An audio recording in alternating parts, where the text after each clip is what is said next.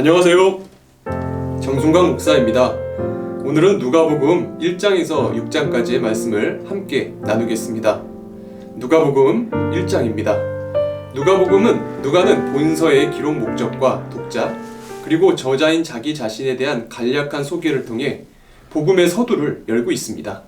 그는 이방, 특히 로마의 산재해에 있던 그리스도인들에게 예수님을 전파하고 이교도들에게 그분을 변증하고자 했습니다. 한편 세례 요한과 메시아의 탄생 예언이 병행되고 있는데 그것은 두 사람의 출생 과정과 역할이 비슷하기 때문입니다. 즉, 두 사람 모두 천사의 계시를 통해 출생이 예고되었습니다. 또 옛 시대를 마감하고 새로운 구속 역사를 여는 임무를 수행했다는데 공통점이 있습니다. 예수님은 마리아의 능력이 아니라 성령의 능력으로 잉태되셨습니다. 이로써 예수님은 참 사람으로 나셨지만 보통 사람들과 구별되십니다. 이것은 죄 없이 나셔서 죄인을 구원하시기 위함입니다. 사가랴와 마리아의 창가에서는 자녀의 출생을 구속사적 관점에서 바라보는 부모의 심정이 돋보입니다. 누가복음 2장입니다.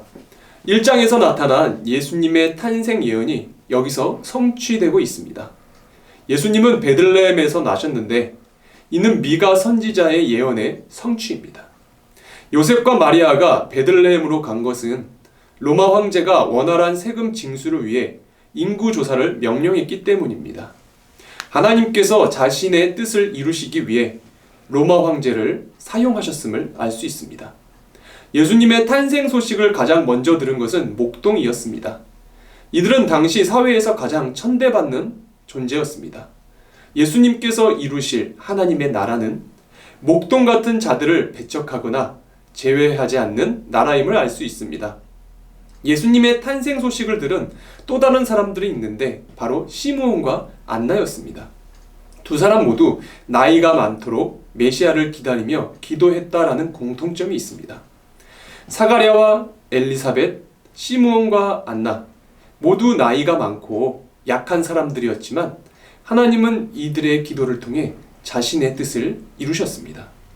누가복음 3장입니다.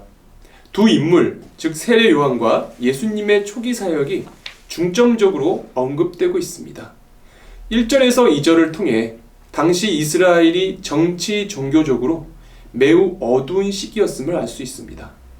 이 어두운 시대를 밝힌 한 줄기 빛은 세례 요한에게 임한 하나님의 말씀이었습니다. 소망 없는 시대를 새롭게 하는 유일한 능력은 하나님의 말씀입니다.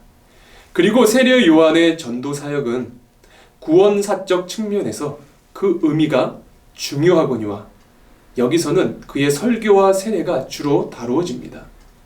그의 사역은 한마디로 의식 종교를 거부하고 마음의 회개와 실천적 생활의 변화를 요구한 것으로 요약될 수 있습니다. 주님은 요한에게 세례를 받으심으로 요한의 사역을 인정하셨을 뿐만 아니라 인간 구원을 위해 하나님의 뜻에 복종하고자 하는 하나님의 의지를 나타내 보이셨습니다. 한편 말미에 나타나는 족보는 이른바 하향식 예수님의 혈통을 역추적하고 있습니다. 이는 예수님께서 실제 역사 속 인물이라는 증거입니다. 예수님은 신화 속 인물이 아니라 실제 사람으로 오셔서 사람으로 살다 가신 분입니다. 하나님으로는 죽을 수 없고 사람으로는 죽음을 이길 수 없기에 하나님이시며 사람으로 오신 분이 바로 우리 주 예수 그리스도이십니다. 누가복음 4장입니다. 인류의 첫 번째 대표인 아담은 사단의 시험에 넘어가 모든 인류를 비참한 처지에 놓이게 만들었습니다. 하지만 두 번째 대표로 오신 예수님은 사단의 시험을 이기시고 그 공로를 우리에게 전가해 주셨습니다. 이제 우리의 머리 대표는 시험에 실패한 아담이 아니라 시험에서 이기신 예수님입니다. 성령의 권능으로 사단의 시험을 이기신 예수님은 성령의 능력으로 갈릴리에서 사역하셨고 성령의 능력으로 복음을 전하셨습니다. 성령의 능력을 입으신 예수님처럼 우리도 우리의 능력을 의지하기보다는 성령의 능력을 의지하며 살아야 합니다. 겸손히 기도하며 신실하게 말씀을 의지할 때 성령으로 충만한 인생이 될 것입니다. 누가복음 5장입니다. 5장에서는 베드로를 위시한 여러 제자들을 선택하시는 장면입니다. 예수님을 만난 베드로는 예수님께 죄를 고백합니다. 그가 갑자기 고백한 이유는 하나님의 능력이 예수님과 함께하는 것을 보았기 때문입니다. 예수님의 신적 권능을 목도한 제자들이 지금까지의 생업을 청산하고 곧바로 주님을 따르는 모습은 제자도의 본질이 무엇인가를 되새기게 합니다.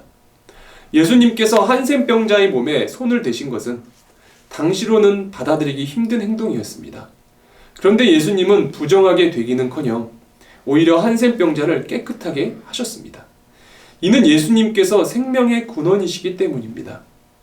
이제 율법을 통해 깨끗하게 되는 것이 아니라 예수님을 통해 깨끗하게 되는 새로운 시대가 열린 것을 볼 수 있습니다.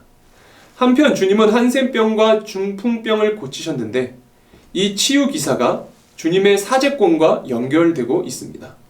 주님은 단순히 육체적 병을 치료하러 오신 것이 아니고 인간의 근원적 질병이라고 할 수 있는 죄를 도말하시기 위해 오신 분이십니다. 그리고 예수님은 기도할 시간을 확보하시기 위해 사람들을 피해 한적한 곳으로 가셨습니다. 사역 그 자체보다 기도를 우선시하셨습니다. 혹시 우리는 기도 없이 일만 열심히 하고 있지 않은지 되돌아보아야 할 것입니다.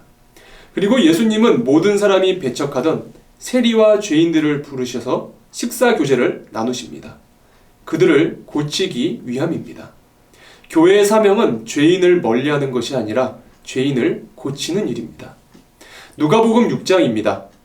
예수님과 당시 종교 지도자들의 첨예한 논쟁거리 중 하나는 안식일의 문제였습니다. 부패한 종교인은 안식일 제도를 하나의 계율로만 파악하여서 인간의 인간다운 삶을 억압하는 도구로 전락시켰습니다. 반면 주님은 인간 생명과 행복이 안식일 규례의 본뜻임을 주님의 행동을 통해 증명해 보이셨습니다. 20절에서 49절의 내용은 마태복음의 산상수훈과 매우 유사합니다.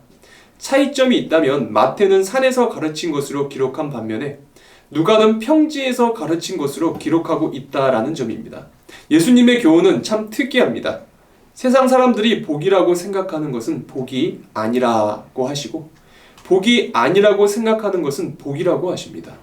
그 이유는 가장 큰 복이 예수님이기 때문입니다.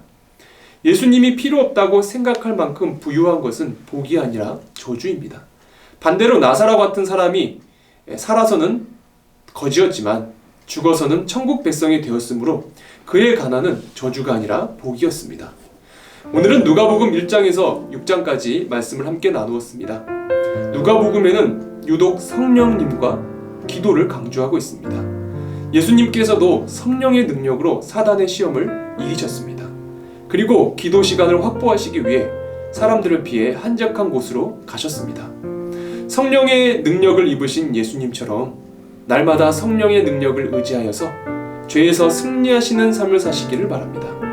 항상 말씀을 의지하며 성령 충만한 인생으로 살아가시는 성도님들이 되시기를 주님의 이름으로 축복합니다.